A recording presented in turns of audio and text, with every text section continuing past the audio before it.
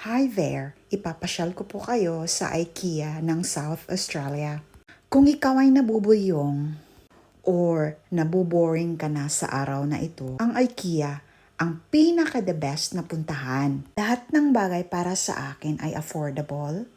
Ang pagkain, mga gamit sa kusina, mga gamit sa sala, at iba't ibang mga bagay na gustong-gusto mong bilihin sa murang presyo. Pero kakain muna tayo. Sa IKEA, marami silang sweets, cake at saka donuts na affordable lang. Tingnan mo nga naman ang mga table sets nila. Ito na yung cake. Ito ay $4.50 lang. Ito naman yung chong strawberry cake. Sa halagang $5 lang.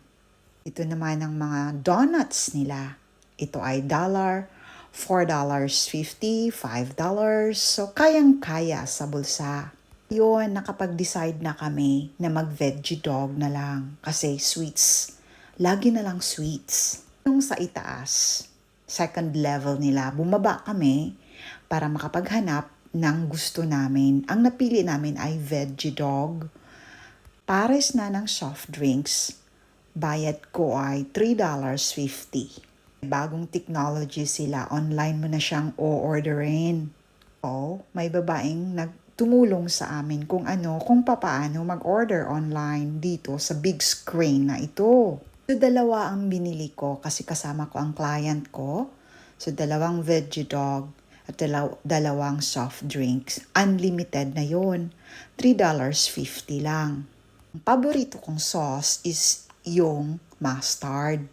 At ang pinili kong drinks ay yung pomegranate. Kahit paulit-ulit kang kumuha ng soft drinks is okay lang. Pero ako, disiplina ako sa sugar. So, kunti lang yung kinuha ko. Pero yung client ko talagang 3 beses siyang kumuha. So, ito na yung mustard, yung veggie dog, na ang sarap ng bread. Sobrang soft yung bread. Gustong-gusto kong bumili talaga ng isang paketing bread na dadalhin ko sa bahay. Ito na yung dalawang orders namin. Mura lang siya. Tatawa ako kasi yung client ko ayaw niyang magbi-video ako pero wala siyang magawa. So, kumain na ako sa harap ng camera. Ito na yun. Favorite sauce is mustard. Yun, nagpakuha na naman siya ng panibagong drinks. Nuno ko yun kasi sabi niya, kasi unlimited, grab the opportunity. Katapos namin kumain, bumili na naman kami ng cinnamon. Kumuha din kami ng ice cream. Grabe ang araw na ito. Sobrang busog. Bye! See you!